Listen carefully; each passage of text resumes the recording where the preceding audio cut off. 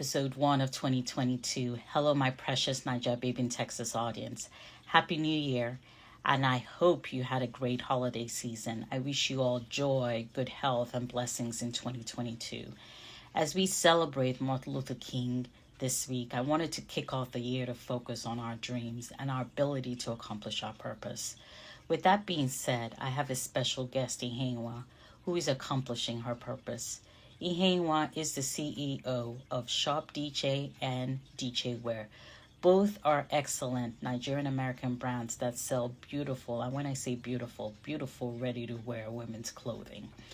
The Nigerian fashion industry is so hot right now, filled with great designs and designers. In this episode, we deep dive into the fashion industry.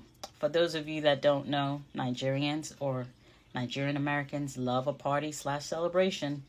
That includes weddings, milestone birthdays, birth of a child, celebration of life such as funerals. Family and friends are ready to support, looking good to the team, and prepared to attend these events in their designated lace, Ankara, Adire colors or unique styles. Women with their gillies or head accessories, and the men with their filas. Enjoy our discussion, and don't forget to provide your feedback via the Q&A posted on Spotify. Hey, well, first of all, I'm going to ask you, what is the meaning of your name? Okay, so my name is Iheyinwa, and it actually is an abbreviation. As long as the name as it is, it's actually an abbreviation of a sentence. I'm not surprised. Which in Igbo, is Odigi Iheyinwa, right? Okay, that makes So sense. yeah, so it's Iheyinwa, and for short, I'm called Ihe. But Okay. as to the meaning of the name simply means there is nothing as precious as a child. And we're named after situations around our birth Yes, and yes. things like that. So I was born a couple of years after the Nigerian Civil War, where my grandmother lost a son, and there were losses all around the place. So the birth of a new child was like a breath of fresh air. So there is nothing as precious as a child, and she named me, and that's my name. Yes, that's that, and that's something that I would really love to get into at some point is the meanings of our names, right? Because there's so much richness and history around them, or really more so richness about it, and it really talks about our cultures. Whether you're Igbo, Yoruba, Hausa, Edo, I mean, you name it. Most Nigerians have meanings behind their names, right? And in my case, mine means God's time is the best. Yeah. So I know there was a child prior to me. And so, based on the loss of that child and then me being birthed, that is one of those reasons why my name was given to me. So just based on your own example as to what the meanings or what was behind giving you that name. That's just Yeah. gives people a little bit of history around that. Yeah. So thank you again, like I keep saying, for being part Yeah. of this. Today has been one of those days. So I'm really grateful that you are part of this podcast. This is something that we've been wanting to do for some time, but with life in general, one thing or the other kind of impedes our ability to have this conversation. So I'm glad that we're able to do it today. Yeah. And I am glad to be here. I'm really proud of what you've been doing. I've listened to other episodes, and I'm pretty excited to be one of your guests, and looking forward to many other occasions in the future where we Yes, can talk together. yes. There will be more. Alrighty. So, Iheyinwa, please tell our audience, give them a little bit of information about who you are, about yourself, your professional background, so they get to know you a little bit more. Okay. Yeah, my name is Iheyinwa again. I was born and raised in Nigeria. I will be 50 at the end of this year, so Woohoo! this is a key year for me. So as to who I am, I did my primary, secondary, and university education, everything in Nigeria. I'd lived in Nigeria all my life. I was a banker up until 2019. So I did about 28 years in banking, and I worked with an international bank in Nigeria. And then I moved to the US last year, right in the middle of the pandemic. And as to, I mean, I'm financial. I studied accounting. I'm a chartered accountant. I have an MBA, and I read my first degree is in banking and finance. So I really was doing what it was that I wanted to do. But I also am a lover of African fashion. So I've always wanted to be able to wear clothes with the Ankara fabric, Adire fabric that are contemporary in style. So even though I was a banker, I had my eye very much in African couture, and so I was doing it as a hobby. And then after I left banking, I would say took a break. After I left it, I decided to do more of that on a full-time basis. Yeah, that's it as background. I'm married and I have a son who I have a 6-year-old son, and I'm married. And yeah, that's it. So I met, how long have we known each other now? Maybe about 5 years or, Thereabout. yeah, yeah, yeah, Thereabout. yeah. Yeah. So, my relationship with Iheyinwa has been, like I said, about 5 years. It started with my sister, Mm-hmm. my one of my younger sisters having a great relationship with Iheyinwa, and with Iheyinwa being part of the fashion industry, my sister would purchase things from her and purchase things for us from her, and they were so beautiful. I'm like, who is this lady? So each time I would go to Nigeria, I would make sure I made time to go see her, see what she had, what was hot, so that I could bring that back with me. And I wear what she designs to work, for play, to parties. So she's always been, she's a great friend of my sister, and I think she's part of our family at this point. But Mm. it's always great to be able to see uh, the work that she's done. I've always admired it from the beginning, knowing that she works and she does this on the side, and just seeing the amount of passion and time that she takes in it. It's just it's amazing to watch. It's amazing to Wow. learn from. So I'm really, really happy she's part of this episode today. So that's just to Oh. give you guys a little bit of insight as to my relationship with Iheyinwa. And so let's dive in.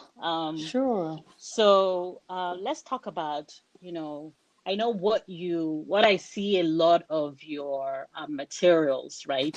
Where I started in learning about you and what you do is really around Ankara, right? Or Yes. should I say Ankara for my Nigerian people?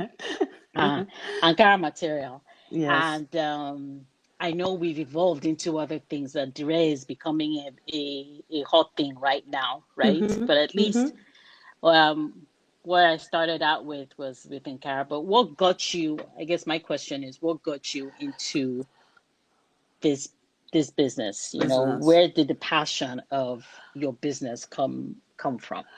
Okay. Well, the passion of the business is different because the passion comes from well, the love for the Ankara fabric. That Mm-hmm. is where it started from. I didn't enter the business intentionally. So I can give that story. It's actually quite interesting. So I've always loved the Ankara fabric. Maybe growing up with my mother, a typical Igbo woman, they would go for those meetings. They attend meetings, sometimes monthly, sometimes weekly. They tie the wrapper. In the Igbo culture, they call it double wrapper. So they Mm-hmm. tie the first layer and then the second layer, and then they have a lace blouse and they have a scarf, right? And I just liked the Ankara fabric. From childhood, I've always loved it. The different designs, and then growing up, hearing my mother talk about the Ankara fabric, there's always a story around the Ankara fabric. They have names for the different designs, and so I just took that love for Ankara from just growing up in the house. Mm-hmm. And then getting to the university, I know everybody wanted to wear jeans, wanted to wear shirts, wanted to look funky, as we say in Nigeria. But I just used to find a way to, fuse in Ankara into my stuff. And I just kept carrying that love for the fabric. So coming out of the university, schooling, by the way, I didn't know how to sew or anything. It wasn't like I knew how to sew, but I knew how to put things together. I knew how to mix and match the patterns. I just always turned out differently when dressed amongst friends or going anywhere. So taking it to work, I would, in Nigeria at the time, most of my career in Nigeria then, we were able to wear traditional clothing that were office friendly. We were able to wear those on Fridays. And so I used to look forward to Fridays because that was when I could wear my, Ankara clothes. So even on weekdays, if I could get away with it, on other weekdays, I would fuse in a camisole in Ankara and wear a black jacket and a skirt or pants, with it. So I just loved the fabric. So how did I get into the business? It was different. It was just that because I loved the fabric, whenever I see Ankara, I would buy. Do you know that even when I traveled abroad, which is coming over to the States or the UK, and I see Ankara that is different, that I haven't seen in a while, or I haven't seen in Nigeria, or because we'll go to the production of the Ankara fabric, I would actually buy those. Of course, growing up, my dad used to travel. And when he traveled, he would always bring back an Ankara, a Hollandis piece. We'll talk about Hollandis Mm-hmm. later. If he Mm-hmm. goes to the UK, he would go to Liverpool Street Market. He would buy those pieces. So, I got into the habit of stocking up. What you Mm-hmm. would call a fabricologist. You're just storing fabrics. I just loved looking at them. And I always I was a bit apprehensive sometimes about taking them to the tailors to get them made in case they didn't turn out the way I envisioned it. So I would just pile up these fabrics, and just taking a look at them gave me joy. And so one day, I have an elder sister and I have a younger sister, and it was Christmas. And I think I met up with them. My sister, everybody was in my mom's house, and we usually would have Christmas lunch or something together as a family. And I don't know what I was wearing, and they were like, you always just manage to make yourself look good. You just wear these things, do yourself up nicely. Okay, why don't you try and do this as a business? I'm like, this what? No. Um, I'm a career person. I'm not doing business. And they put out a challenge. They said, all those fabrics that you have in your house, how about making something for us? Okay, come and take our measurements. I'm like, for real? They said, yeah. So they kind of pushed me. I took their measurements without knowing what I was doing. And then I took those fabrics and I went to my tailor in Nigeria and sat down and said, I need to make a dress for this, a dress for that, a dress for that. And we started making them. I made them. They liked them. And I started out the business that way, not directly with the cloth making, but I started by selling the fabrics. So I now started selling the fabrics. I bought more fabrics. I set up an Instagram account and I just started selling fabrics. But soon after going into the buying and the selling of the fabrics, I realized that the joy for me was more in seeing the finished product. So it was one thing to buy the fabrics and sell them, and people loved because there are 1,000,001 designs of Ankara, and the difference between one Ankara store and the next store is just the collection that you've been able to piece together. Mm-hmm. Mm-hmm. And you know, you agree with me that that has to do with the eye of the seller. So if you don't Yes, have an eye that brings exciting fabrics, your shop will just be, you know, ordinary. So because by God's grace, I have that eye, I was you able sure to do. bring in fabrics that were kind of unique, different, and you know, just generally excited, and I'll tell people how to mix and match them, which is where I would say my forte really lies. You know, so I would mix and match those fabrics and sell them. It wasn't now enough for me. I now started having to produce the clothes, you know, because when I see the fabric, I can imagine, oh, this would be so nice as a pair of culottes or palazzos, Mm-hmm. or, you know, this would be Mm-hmm. so nice as a long flowing gown. You know, one thing leads the other. And I now started de emphasizing the selling of the fabrics and now started making clothes for sale. And that's how I'm here today. Awesome, awesome. So basically, people follow your passion because her passion started not just as a professional, but her passion started in college. And actually, before that, just admiring some of the things that her mom used to wear, right, to Yeah. her meetings. But most importantly, she Iheyinwa does have a great eye for prints and how to combine them. And the name of her business is called DJ. And will share later on at the end. Go ahead. Sorry. Yeah, no, no. Speaking of names, you know, when you said Yeah. Diche, the name of the business also evolved from the name Odiche, Yes. which is in the Igbo language, it means this is different or unique. Yes. Yeah, so, yeah, please go Yeah. on. And it really embodies what she does, right? She's really unique and different. She has her own niche of what she does. And so I'll give you more details towards the end, but about her business, where to find her if you're in the States, or should I, if you are in the abroad, if you're in the UK, if you are let me show you people, I'm a small Niger girl, even though I did not know how to pronounce her last name well earlier. So make I give una small Niger self inside of me, and let me portray that out today. today. But I will give more details about where you can find her in Nigeria and outside of Nigeria. Basically, is what I'm getting out, and we'll show you. We'll tell you all of the avenues you can access her. But this podcast is also to talk about the fashion industry, right? And just based on she and I's conversations, I think it's quite interesting. I call it like a one-on-one or a basic overview of really where did this Ankara originate from? Did it originate from Nigeria or did it originate from somewhere else, And give us some history around some of because I know there are different Ankaras that are called Lada, and have meanings and, that you've alluded to earlier. And let me start with those two. Just let's talk through that, right? Where did this stuff really originate from? Give us some history around the names. Okay, you know, the history of Ankara is very different from what most people would know. You know, Ankara is usually associated with Africa.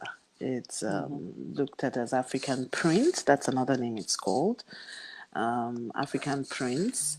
But you see, these prints didn't actually originate in Africa.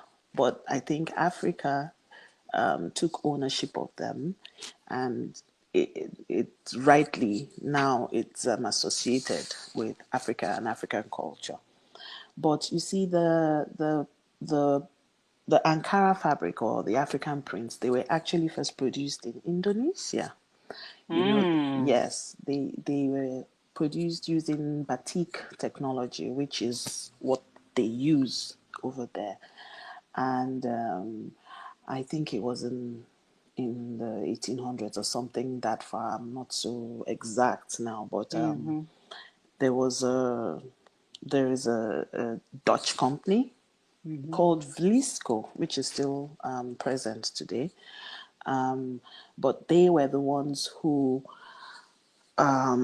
introduced this textile to, I think it was even Ghana, because the owner of the of that company, the founder, I would say, of that company, he was in Indonesia, and he saw the technology, and then I think around the time there were how would I put it, soldiers that had been taken from Africa. Mm. And those guys saw those fabrics, liked them, and brought them back home. And these guys in the Dutch company created a technology that made the printing of that fabric more efficient. Now, when those fabrics were printed, there were some strains that were on them, which to the Indonesian eye were flaws. But those Mm-hmm. flaws, when they saw them, you see, because when you see Ankara, you see some lines, some breakages. They look like, you know, patterns on the fabric. But those were actually, I think, flaws in production. But those, because the machines created those things, batik production is a hand process, but they brought in the machines, and there were certain things that were not so perfect. But those imperfections were really loved, right? And when they saw that in the West African coast, this was, it was just something that was loved. Hey, business, they made a good business out of it. So, studying the African culture, they would print designs that were speaking to things that were happening or things that they could find in the environment. So you would see like a sun, and they would capture that the essence of the sun in a fabric, Mm. and maybe the wives of the Africans will say, oh, this looks like something, and they give it that name. Mm-hmm. And so that fabric has that name. So you would see an African print that has like ladder. You look like a ladder, something, and you see the game Snake and Ladder. So you see a ladder and Mm-hmm. you see the snakes on it. And so somebody will look at it and say, oh, this fabric, we call it ladder, and it goes by that name. Or there is another one, I think, when was it Air France? I can't remember which airline launched at first. They drew the the semblance of a plane flying, and that became the name of the fabric. Or you would say flying sparrow. I'm just calling names that I can remember now. Or you would see some that they call Santana, because at that time the design looked like the logo of the Santana vehicle. I don't know if people remember that car. Mm. Yeah, No, I so don't. Too. people just associate different things of everyday life with those fabrics, Wow. and it now became something African. Truth be told, there's not a lot of Ankara that is produced within Nigeria today. Hmm. Not a lot is even produced in Africa. Mostly they're now produced in China and in Holland and other places. There are some factories, but for scale and for efficiency, Mm-hmm. a lot of these fabrics are actually being imported into Africa. So Wow. these are fabrics that are called African prints, but they're largely just worn in Africa. But you see that we're exporting some of those things out even into the Mm-hmm. Western world now. Yeah. So you would see the other day, was it a Beyonce I saw wearing something, and then sometimes you would see, um, you know, I forget her name. She just came. I can see the picture, but I can't remember her name right now. Yeah, Gabrielle Union. She was wearing something Yeah, lovely the other day. yeah. She Yeah, wears a lot of a lot. African prints. Yeah. Yeah. I mean, I've seen a lot of artists, right? Both Mm.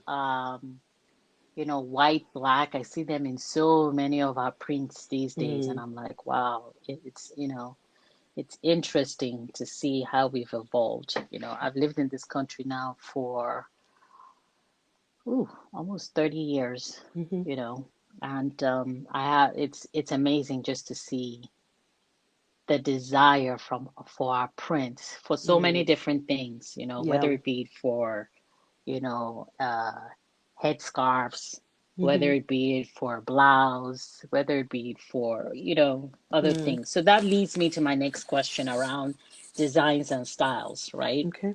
Mm-hmm, With Ankara, so you have what I heard you say earlier the camisoles, right? mm-hmm. So what are the designs and styles that can be created with Ankara? There is Ankara is cotton fabric. Okay. It's just regular. It's just cotton fabric, and it's just because we've associated them with African culture, and so it's now that we're being able to use them to make other things. I'll give you an example, and this is just coming from culture because these things were expensive and Mm-hmm. regarded as high priced, special, and unique fabrics. The generations before us, my parents and their parents, they kind of, I won't use the word revere, but Mm-hmm. they just used these fabrics for occasions and they were more expensive. They were coming from Holland at the time, Mm-hmm. you know. So the example I wanted to give is this: one of those times when I was much younger and my dad traveled and bought these fabrics. Right, my mom we were a lot of women in the house, so my mom shared it to each one of us. And I knew I didn't want to tie the double wrapper. That was not my, that's not me. Mm-hmm. And I snuck it out and took it to a tailor and I made a skirt and a top. And my mom, she was so mad. She was like, how can you waste this fabric? So it's because we've grown up revering the fabric, using them for special occasions. We found it difficult to associate them with contemporary clothing, right? Mm-hmm. But it is basically 100% cotton with a length of 45 inches. And, a yard is 36 inches. And they tend to come in cups of 5 yards, right? So it's fabric you can use to make just about About anything. anything you want. Mm-hmm. And others have become so ingenious that they've taken these designs and they've moved them out of the cotton fabric, and you can find them on silk. You can find them in chiffon. You can find Mm-hmm. them in scuba or jersey. People use them to make Mm-hmm. swimsuits. You can find them in just about it's now a design, so take the design Mm-hmm. and put it up on any fabric. So Yeah. what can you make with it? Just about About anything. everything and Yeah. anything you can find in a high street shop in contemporary fabric, you can use the Ankara designs to make the same I thing. mean, I know they make handbags, they make book bags, they make They make laptop backpacks, bags, laptop bags. I yes, mean, even in the notebooks, gifting notebook covers, space. Yes, in the gifting yes, space, especially when you go to these weddings and they give you gifts and stuff at the end. souvenirs, yes. Souvenirs, thank you. Mm-hmm. They'll Uh, give you Ankara, some will give you Ankara fabric, some will give you things made out of Ankara, but it's a made. I haven't seen shoes yet, but I won't oh, be surprised if they're already. there are flip flops, and there are shoes. Remember that it's just fabric. Yeah. There are those that make what they call them. Well, I said flip flops already. Some also make loafers with them. Wow. Yeah, they make you can it's just fabric. It's Yeah. just fabric, and because it's now more affordable, is now more, it's no longer, Mainstream. yes, so it's not difficult to find. Hmm. I think another thing that has helped the boost of this fabric is the whole awareness of the black life thingy that Hmm. now everybody wants to Black identify. Lives Matters. Matter, Yeah. yes. everybody wants to identify with the black race and to do everything to emancipate. So Mm-hmm. the culture is also helping it get more visibility. Yeah, Yeah. yeah. But I also think the richness of the fabric, right? Because um, there's this well-known actress, I can't remember what her name is, but she went to some of one show. Oh, I wish I could remember her name right now. But she wore the fabric to one of these award shows, and you could see the richness of our fabric, right? And I think we're drawn to, it will be interesting to see what research is out there around colors, right? Yeah, And our ability to be drawn to some of these colors because we have such richness with our fabrics. They're not just your plain black, white, red, you know. They yeah, may have a background of red on in it or on it, but they have other things around it that just really brings it out even more. So I think that also helps in people appreciating the material and what they can do with it. So yeah. The color, it's very colorful. It's yeah, vibrant, and very vibrant. That's the there's right word. just Yeah. so many of them. So just when you're getting used to one, you see another, and you're getting used to another, you see yet another. So there's so many of them. The richness of the designs, the colors, they're just always so breathtaking. I think I was telling you about a movie I saw last year, a Christmas movie, Jingle Jangle, right? Hmm. Jingle Jangle. I think I'm trying to remember what's his name. He was in the movie, and they had this dance. A lot of dance was done. It was like a Broadway type uh, movie, and they wore Hmm. the Sankara fabric, and everything about it was just so beautiful. Yes, Christmas colors already have those colors in them, but they used Ankara fabric to dress up the dance troops, the people that were dancing in the movie, and it was just so colorful, and I really was excited that it was like a kind of family movie, children toy maker type story, but there was lots of dancing, and they were all wearing Ankara. I just thought it was beautiful. So the color Yeah. also Even coming helps. to America, Yeah, that too.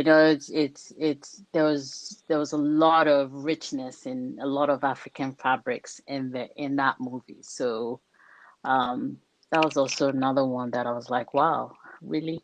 Our fabrics have really gone this mainstream. I still call them our fabrics because we are the ones who wear them a lot. Yeah, we own You them. don't see them in the Western world being worn, even though they may have some history from there.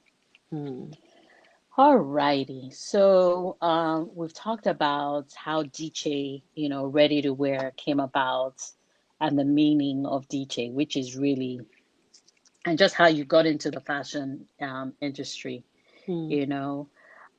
I know from what I see, I would say your designs are really catered for women. Um, and they are from, like I mentioned earlier, for those of us who want something that we can wear in day for day and take it on over tonight. So I can wear it to work, and from work, put on some different accessories, different shoes, and turn it into another outfit, right?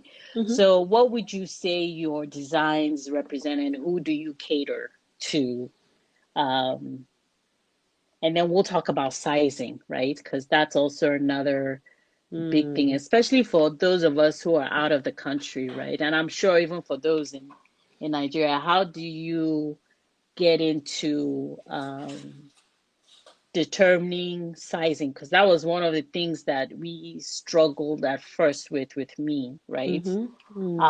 And as time went, you already have a good sense of, okay, this size will this is the size for you. So there's an art to it that I think it warrants having a conversation Mm. around. So let's talk about the designs and then just talk about sizing, because that, people always complain, oh, when I made something in Nigeria, when I got it, it didn't size me, you know. Mm. But me, I've never had any problem with you as it regards to that. You know, if I say, hey, well, I like this one, even Mm. though I wear a 14, I might get it in a 16, but it still fits me perfectly, right? Yeah. So, let's talk about that a little bit to kind of Okay. ease people's fears around that. Okay, so starting with the designs, Mm-hmm. at DJ, we like to say that we make clothes for work, play, and everything in between. So, Mm-hmm. like you said earlier, our designs are, I believe in simplicity, Mm-hmm. simplicity that works. So our designs are we design clothes that you could wear to work, like you said. You can lounge at home with them. You can, you can take a top. If you have a set of pants and a top, you can wear the top with denim. Mm-hmm. You Mix and can wear the match. pants with a t-shirt. You can wear that same top and put on a jacket on top of it. You can wear a kimono. They're just for everyday life, right? Mm-hmm. Mm-hmm. Currently, our focus is on women, ladies, right? We've had we've had a bit of, oh, we like your stuff, and our husband also wants something, and he wants something for the kids, and I'm like, okay. We're looking into some of that for the future. To be quite Yes. honest, at first, when anytime I had thought of making clothes earlier on, I always would think of kiddies' clothes for some reason. And then I started this and I didn't do kiddies. I've done one or two for friends Mm-hmm. because, I had some spare fabrics. We're also mindful of the environment. So when we have off cuts or waste pieces, we try to put them together to make another dress rather than just throw them away. So maybe I made some mix and match set of shirts for little boys. And a friend of mine who has twins said, you see, so my son has got something. How about his sister? And so we had to rustle up something for the girl. But the focus for us remains ladies for now. Mm-hmm. In our strategic intent as we grow, we would incorporate boys, we will incorporate girls and men. But for now, Mm-hmm. it's ladies. Yeah. Okay, so that's as far as design go. Now for the sizing, sizing is an interesting concept, Mm-hmm. because most. Okay, let me start from Nigeria before I move into the US. In Nigeria, most times, the sizing that we're used to in Nigeria is UK based sizing, right? That's true. Mm-hmm. So it's UK based sizing because clearly we were a colony of the United Kingdom, and so we adopted Mm-hmm. a lot of their style. And so when I started this, I ran into a bit of a challenge because you would have people who say, I'm a size 10, right? And the Ankara fabric does not stretch. You would agree with me that most Yes. of the fabric that are used in making clothes here, yeah, I mean here in the US and outside Nigeria are stretch fabrics. So Mm-hmm. you might be a size 10 and you go into a shop and you try a dress on and it stretches. And so you may be wearing a size 10, but you're actually something like 10 and a half or 11 if there is any Mm-hmm. such thing. Maybe not 12, but you're probably somewhere between. But the stretch accommodates you. And so you go away believing that you're a 10 and you're a 10. And then you come and try an Ankara dress. The Ankara fabric is cotton. It doesn't have stretch in it, except it's the ones that have been made with jersey, right? Yes. That Mm-hmm. have some lycra already infused into the fabric. But for the regular cotton, it doesn't stretch. So you may be a 10 and you would not be able to wear a 10, when you find a dress. And so people will be upset because, one, a woman doesn't like to feel that she's added weight or she's Mm-hmm. higher than what she is. There's some vanity factor there. That's one. And then two, our body shapes are different. The Different. African Yep. body is constructed differently by God Mm-hmm. from the Caucasian body. So when we tend to have, we're fuller at the Mm-hmm. on the bust, Hips. Yep, at the yep, yep. hips, and at the backside. We're Yes. actually full, and these are lots of inches that can take you from one size to two sizes, right? So you're right when you say there's a bit of an art in it. Sometimes if I see a picture of somebody, I can tell what she'll be. So what I did when I started DJ was I explored a lot of size charts. I did a lot of research based on my own experiences as a full-bodied woman as well. And I realized that I wasn't going to be able to stick to using the regular UK size chart. So I sat with some professionals and I added some inches in some places to accommodate the African full body, right? So now and again, you'll find that African woman that is typically, boned and sized like a Caucasian lady. But Mm-hmm. most of us are not, especially we that are fuller bodied. Mm-hmm. I can speak for So, myself. Mm-hmm. Yes. so it's a bit of an art. So you also have to tread carefully. Now we run a ready-to-wear store. We don't do bespoke. So we don't do make to measure. Mm-hmm. And so we rely on you being able to measure yourself properly and Yeah. finding where you fit within our own chart. And we do our best to encourage you to pick the dress that fits you rather than the dress that has the number that you want, Yeah. because we do That's that a key. lot. Yeah. Someone like me, I've gotten past that. There was a time when I probably won't buy a dress just because the one that fits me is a higher size than I'd like to be. But I've gotten past that. Yeah. So now I can have clothes in 10 different sizes. I really don't care anymore. As Yeah. long as I look good when I wear the Bam. dress and I'm That's it. comfortable. Yeah. Yep. As So, long as so we look good. yeah, and we're comfortable because you don't want to Yep. wear a dress and you're sitting down and you can close your legs well, or you're Uh, pulling this, oh, or you're sucking in your stomach so much you can't even drink yeah. water. You Uh, don't want that. because it's so tight. Just because you want to stick to a number. So Yeah. some shops will use a vanity sizing. So sometimes people tell me, "Oh, I'm a size 10." I'm like, "Okay, that's cool. Do you have your measurements?" And they give me, "Oh, you are a 10." Yeah, but in our own charts, it looks like what would best fit you will be a 12 or Yeah. a 14. And then they're like, no, no, no, no, no, let's see, try it. And then, and I say, oh, if you don't mind, can I see a picture of you? And if I see a picture, I can tell. Um, Mm-hmm. and I will suggest that you go this way or you go that way. That's how we manage it. It's a lifelong battle. The battle against the bulge. It's lifelong, and that's why we still spend a lot of time when we're shopping in dressing rooms. Yes. Yeah. I'm even past that at this point. Once I know my sizes, I'm one of those. It's quite interesting when I have conversations with people where a lot of people are not comfortable shopping online, right? Or through Instagram and all that good stuff. I'm very comfortable shopping online as long as I have my size, have conversations, you know, Correct. have those discussions up front. Yeah. I don't have a problem. I don't have to see it in order Mm-hmm. for me to try everything. And it's amazing how you know who you need to go to Mm-hmm. because those are the ones that always have things, you Mm-hmm. know, for me the way I like them. So it's just like me always coming to you, you Mm. know. There are some specific Nigerian designers that I will go to Mm-hmm. because I know, yes, Mm-hmm.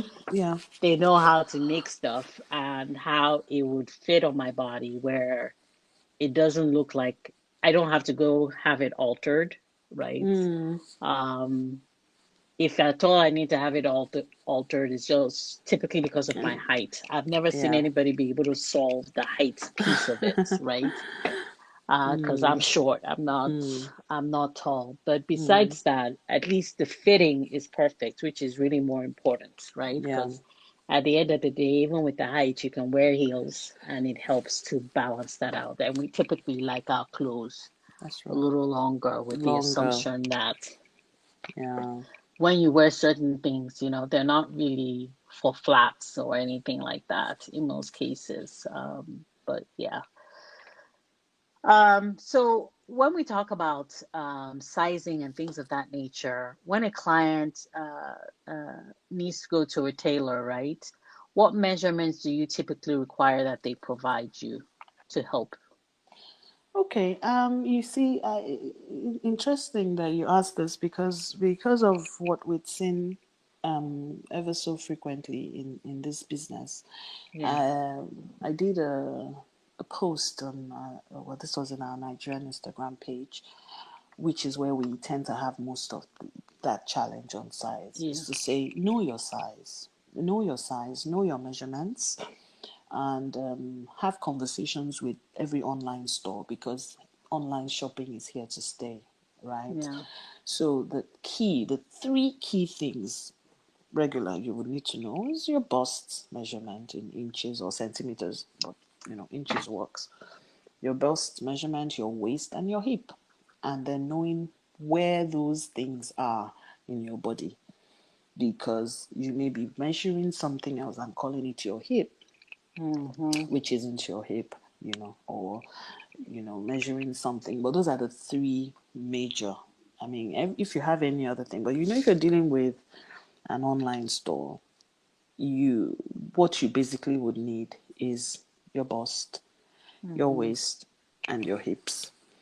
Of course, if you were dealing with a bespoke tailor or somebody who is making a made to measure dress for you, they would ask you for more things, Other things. other Mm-hmm. things, yeah. But for the ready to wear, there's standardized measurements around, body parts. So Okay. those are used, those are assumed, and those are used. And then so you would just need to know those basic three measurements. If you want to engage the seller, you may want to ask them for length. So, what's the length of this dress?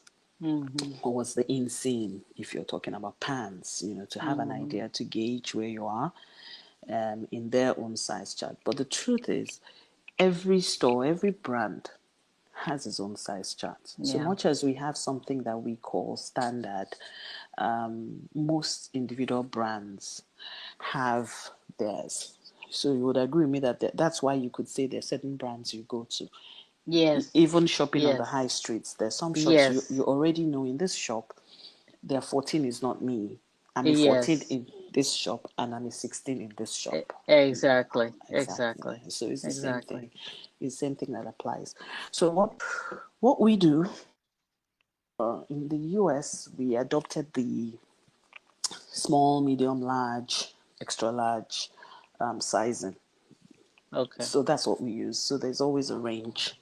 And well, to be honest, a lot of times it works.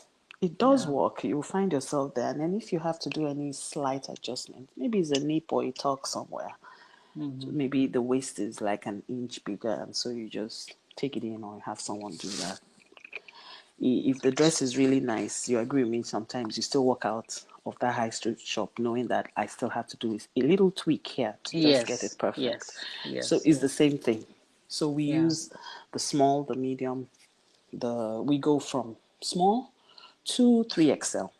Okay. Because that was my next question. How large do you go? Yeah, Because we go extra from larges cannot be yeah. it for No, no, for us. no. We go to 3XL, but there's certain styles that we don't make In those in larger, those yeah. large sizes because we know larger sized people would not really want to be wearing this in some Yeah. cases, and Yeah. so there's no point producing those. And then so but generally we move from small. Maybe now and again we may find an extra small, but really we start from small all the way to 3XL. So, you know, um one of the, this is going to be my last question to you, and then we'll share um, details as to where people can find you. But one of my questions is, um, what has been the impact of the following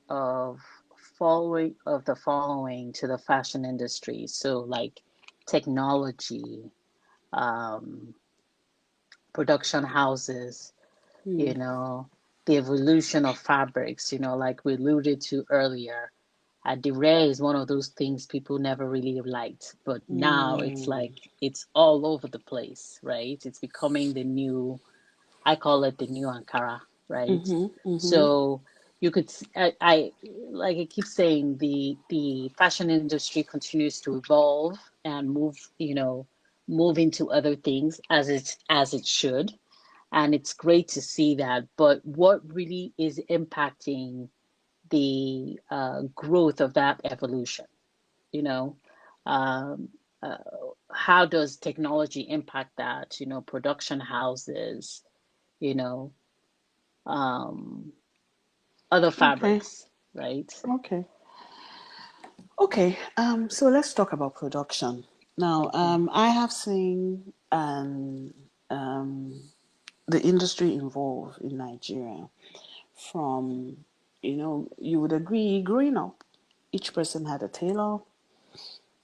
You have a tailor, you go sit down, you have yourself measured, you make the dress the way you want, and there's a lead time from when you go in to see your tailor to when you get your dress out, right? And so everybody had that, and there were there were there were there were not okay. Let me back. Everyone kind of went for one-on-one bespoke tailoring. So, as we were discussing, or continuation of our conversation, right? Let's go through what's been the impact of, things like technology, production houses, the evolution of fabrics, right? Um, in the fashion industry, because we know that it's evolved over time. Adire, as I was saying, mentioning earlier, um, at least in my opinion, it was not something that a lot of people looked up to purchasing. But now it's like it's all over the place. It's beautiful. Everybody wants a piece of it. And it's just interesting just to see the continued evolution of the industry, right? So, what would be your take on the impacts to the evolution in the industry, in the fashion industry? Okay, the fashion industry has also enjoyed technological advancements. So what technology has done is to bring in capacity. There's now capacity to do more, capacity to get things out faster. So prior to years before, when to have a dress made, you have to have a dressmaker, a tailor. You sit with the tailor, you agree. There used to be all sorts of magazines. You look at pictures and say, oh, you point at the one you want, and then the lady begins to make them. Maybe in 2 or 3 weeks lead time, you would come back and get the dress and begin the conversations on how to adjust it. Oh, it's not quite what I wanted, and all that. But you see now the industrialization has brought in the use of machines, Mm-hmm. and we now have production houses in Nigeria. I, for one, I don't have a production unit. I do the designs and get the fabrics, of course, and then I sit with my production companies. I have production companies that do the producing, the That you actual producing. outsource with to be able to Yes, do, yeah. yes. And that's why we run a ready to wear line.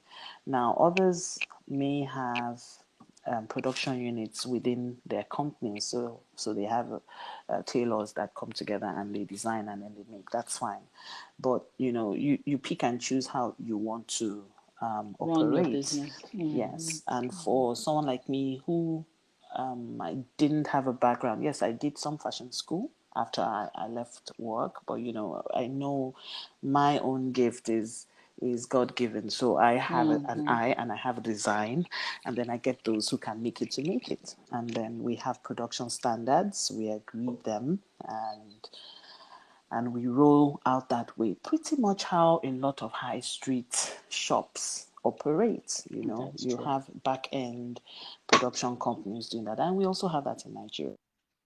People who used to produce outside Nigeria, but in Nigeria you have there are a lot of production companies. There are very good companies who make good quality work, and you have the choice. If you're not satisfied, you look for somebody else. Yeah, or you have a couple, or you can even have different. I work with a couple, so there's certain clothes that are made by a particular producer, another set of clothes made by a particular producer. But you have your standard sizing and designs, and you work with that. So that's one good thing technology has done. And now people want to be able to walk in and walk out. Somebody, like for instance, somebody hits me up on Instagram 2 days ago. Oh, it's her birthday on Friday. She wants something nice that she could wear. And she picked up something and she's wearing it tomorrow. I mean, Mm-hmm. for her birthday, and she's happy. But before, you would have to go think about To a it weeks tailor. and weeks and weeks ahead. People just Mm-hmm. want to walk in and walk out. The convenience, the speed, those things have now been impacted by technology. You now have a choice. So that's good. Then in terms of fabric, Adire has always been there. Pretty much Yes. Always been. has Yes. always been. Funny enough, I've always also loved Adire, but Adire used to be much more expensive because, they're all they were handmade, hand dyed, hand printed, also using the tie dye technology and the batik technology. There's Adire and then there's batik. So Mm-hmm. Adire is tie dye, right? And I think that is Yes. what it literally means in the Yoruba language. I need to check that. Yeah. And then there is the batik technology as well. So they're beautiful fabrics, and these are actually homegrown. This is what you can Yes. actually That's what I call, love about them. yes, Nigerian made they are here. they are homegrown. And the beauty of Adire for me is for each Adire piece, each Adire thing you bought, you can actually see the person that you are impacting. You can see the communities that you're Yes. impacting. Yes. And I know that some states, at least one state that I heard of in Nigeria, mandated that the official outfit for their government is the adire. So people are supposed to wear adire to work. In fact, I love that. If we could, there's some countries I know, like in Ghana, you're allowed to wear Ankara to work. You can Mm-hmm. infuse your Ankara into a jacket, a suit. Just be decent, right? We're not saying you should start tying gillies and wearing cultural beads that will be making noise and all of that. No, but be decent and look nice. So I think one state has mandated the use of adire. Probably Adire, undo.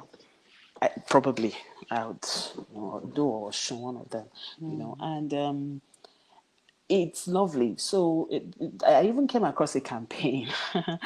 Remember when we talked about the Ankara fabric? I came across Mm-hmm. a campaign recently where they were trying to champion that Nigerians we should dump Ankara and focus on Adire. I understand the point, being that because of the production, we talked about Ankara is not really produced in Nigeria. Yes. Uh-huh. Yes. But Adire is homegrown and all of that. But I think there's a place for both. I think there's a place for both. There's a history for both. And so we even have some producers that are infusing both in their designs. So you see some designs that are a mix and match of Ankara and Adire. So Yeah.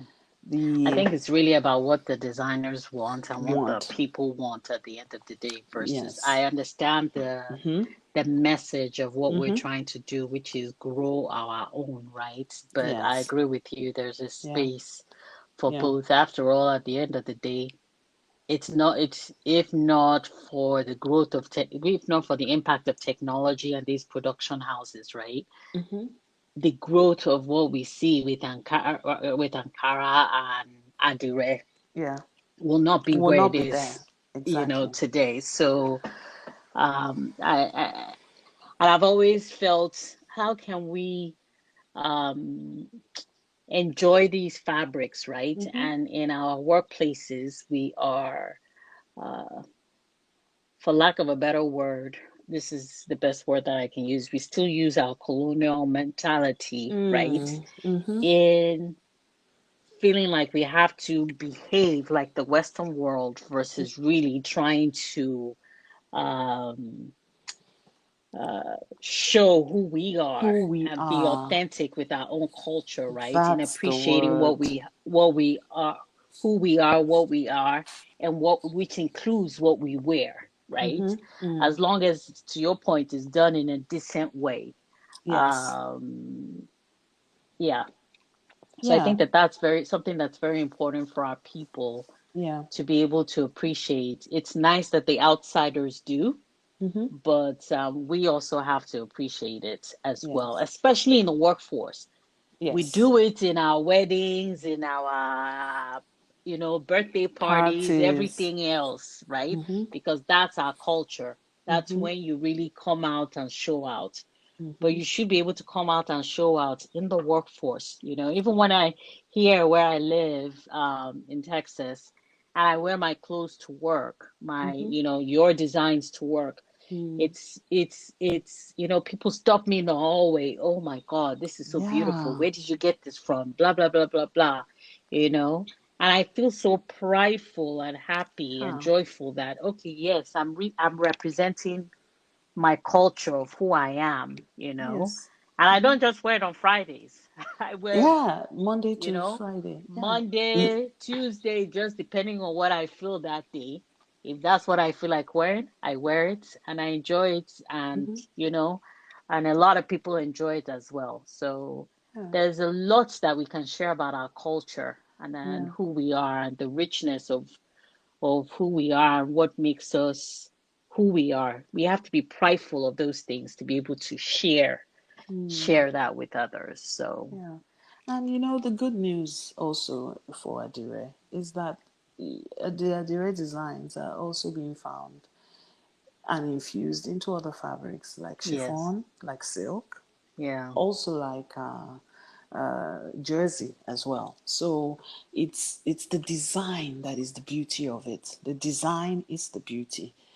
The design of the fabric, the design hmm of the material is the beauty. And then you use that material and you bring it out in clothes, in any type of dress that you want. It's the design that speaks. You could have been wearing a plain white dress. I'm sure the lady who stops you on the road in the office wouldn't have stopped you to ask you anything.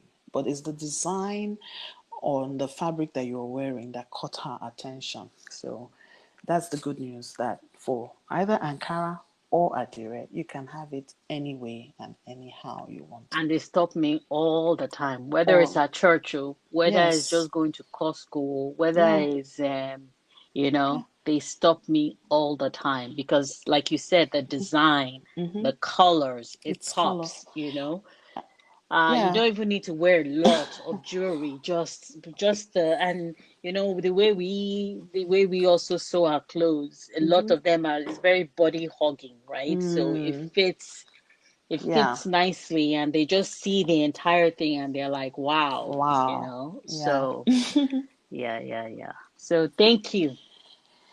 I have to say Thank you. from me to you, thank you Thank for you. following your passion Mm, for creating such great pieces, Um, even the one that has the hoodie on, that you uh, can wear to travel and it's comfortable, it's free, and it's clothes that my mother wears, it's clothes my sisters wear, mm, it's clothes my friends wear and they enjoy it, right? So thank you for really thinking about us, for really following your passion. And I can tell not only are you passionate about the material and the styles, right? The colors, the prints, but you're also passionate about making sure that when we get it, we're mm, just as appreciative Mm. of the work and time that you've put into it Mm. that we are excited to wear our outfits, right? So That's so true. for me, I feel like I can't wait. Once I get my package in the mail, it's like I'm ready to wear that day, or already gauging where I'm gonna wear it to. Mm. But there's that pride of Yeah.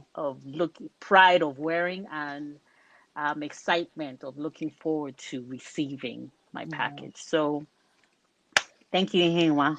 Thank you. DJ Thanks. Wear. For those of you who are, like I said, in the abroad, you're in the US, you're in the UK, wherever you are in the world. Mm. She has an Instagram handle, which is at Shop DJ, Yeah. or www.shopusdj.com. For those of you in Nigeria, it's at DJ Wear. It's at www.djwear.com/ng. So please, take advantage of her Mm. services. She's really, like I said, I can't say it enough. She's passionate about what she wears or what she does, and I'm very very careful as to the type of people I promote, because not everybody that is in this industry is passionate about what they're doing. Some people just do it just to make money. Of course, in everything you want to make money. Mm. But I would say for me, Iheyinwa is more than just making money. It's about being able to make sure that her customers are satisfied and happy with what they're wearing. And so that is, to me, just as important as anything else. And so um, check her Uh, out. Thank you so much, okay? Thank you. You couldn't have said it better. For us, the joy, and I think it's the joy of everyone who designs Yeah. anything, is seeing the satisfaction when it's being used, the happiness, and the Hmm. pleasure that comes from it. That's more than enough. Thank you so much. I also wanted to add that we recently opened an Etsy shop. Oh, yeah, that's true. Yeah, and Yes. that's also Shop DJ. Shop SH. DJ SD. Yes, Okay, I'll put that yeah, in the yeah. in the details of this podcast so everybody can have access to where they can get a hold of DJ ready to wear.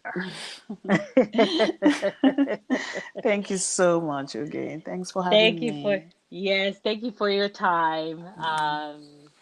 Deep rooted Niger Babe in Texas. Thank you for, I know this is a long episode, but I think it's really a good one that people that don't know the history, it gives you information about the history. For those of you who love fashion and want to get into the industry, we share a lot of information, at least some information about that.